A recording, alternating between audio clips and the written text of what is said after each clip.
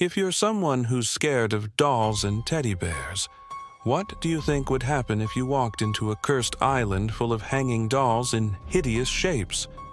And what if you heard the creepy stories about this island and what happens to the visitors who go there?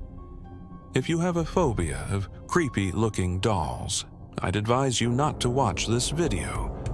The story starts about 90 or 100 years ago when the Mexican government decided to get rid of the water lily plant. This plant was a huge problem at the time because it covered lakes and rivers, stopping fishermen from working and messing up life in the areas it grew. While workers were busy removing this plant about 20 kilometers away from Mexico City, they were shocked by a terrifying sight. An isolated island full of dolls hanging and tied up in strange ways. But these weren't ordinary dolls. They were seriously creepy, like they'd been tortured. Some had no eyes, others looked like they'd been burned, some had their heads cut off, and some had completely disfigured faces. All the dolls were either hanged or hanging upside down in a terrifying way. The horror grew when the workers ventured deeper into the island, where they found decapitated doll heads stuck on wooden skewers like they'd been tortured. They also found heads hanging from ropes, making the whole scene even more mysterious and terrifying. But forget about the creepy sights, because what's even scarier is what the workers started to hear. Strange whispers that weren't human, as if they were coming from the dolls themselves. They felt like they weren't alone on the island, like the dolls were talking.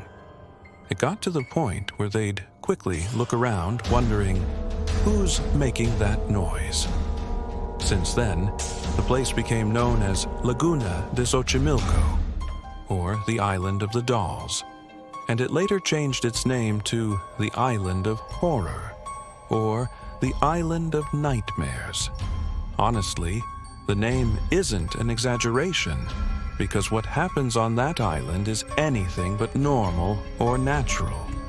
Ever since the island became famous, visitors who've gone there all agreed they saw strange things, like the dolls moving their heads or raising their hands. They also reported hearing mysterious whispers with no clear source, and even saw shadows moving between the trees, though they'd vanish when they tried to get closer. But what makes it even weirder is what the local people near the island say. They always warn anyone not to visit, especially at night. They claim that anyone who stays there after dark might lose their mind or face some terrible fate. According to the locals, the island isn't just an abandoned place full of dolls.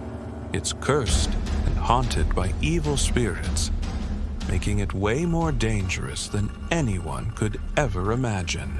It's said that the island's land itself is soaked in blood, and it doesn't stop there. Some people even claim that they saw the dolls as if they were pointing at them from afar, like they were inviting them to come to the island at night. Others spoke about seeing shadows move as if they were tempting them to get closer. But the strangest part is what many fishermen have reported. They said that when they leave their boats unattended while fishing, they find them moving on their own and heading toward the island. Specifically, this happens with fishermen who sail through the Xochimilco waterways, as if some mysterious unseen force is pulling the boats toward the island. These waterways are the only route to the island, making the whole thing even more eerie and terrifying. When the media and workers later visited the island, they discovered there were only 3 huts, one of which looked like it had been recently inhabited. When they asked the locals about the island, everyone agreed on one thing. The only person who lived there was a man named Julian Santana Barrera, or as he was known, Eden Julian. As for why this man was on the island, there are different stories. Some say he went there for a vacation, like any tourist exploring new places. Others believe he was visiting relatives on a nearby island. But whatever the reason, something about the island made him decide to stay and never leave. Julian, according to the locals, was a very normal person. He didn't drink, didn't have any bad habits, and was married to a beautiful woman with whom he had a son. His life was stable and happy, with no issues at all. But everything changed when he visited the island for the first time. When he returned home, he wasn't the same. He couldn't eat, sleep, or even work. It was like something was driving him away from his normal life. In the end, he found peace only when he left everything behind, his wife, his son, his whole life, and decided to live alone on the island. But the big question is, what did Julian see on that island that made him give up everything? The answer that some people tell is that he saw a little girl drowning in the waterway. Julian used to hang the dolls on the tree branches on the island to ward off the curse of the mysterious girl, believing that she wouldn't hurt him if he provided her with these dolls. According to stories, the girl would calm down and show no hostile intentions when she got a new doll. Julian would hear strange knocks on his cabin door at night, as if the girl was warning him that she would kill him if he didn't open the door.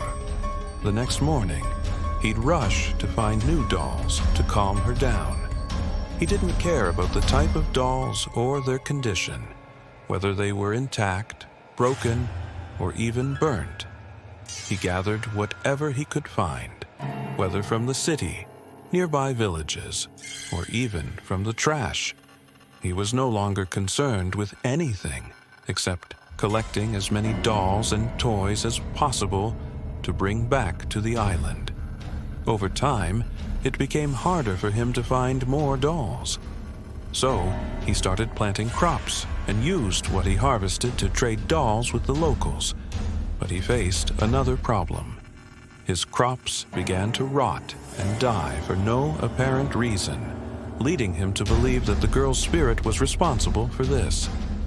Julian then decided to increase the number of dolls on the island as much as possible, hoping to appease the angry spirit. But what made things even more terrifying was what some locals reported. They said Julian told them that he had seen the dolls move at night, as if spirits inhabited them. They were no longer just lifeless toys, but appeared to be alive in a mysterious and terrifying way. Here's the informal English translation. Julian said he could feel that there was something inside the dolls, something that could harm anyone who saw it on the island. But the truth is, no one really knows why he chose to live on that cursed island, even though he was in constant fear. A normal person might have run away from that place or tried to avoid anything associated with it. But Julian decided to live there alone. Why? Some say he felt guilty for the girl who drowned and was trying to atone for that guilt by collecting dolls for her.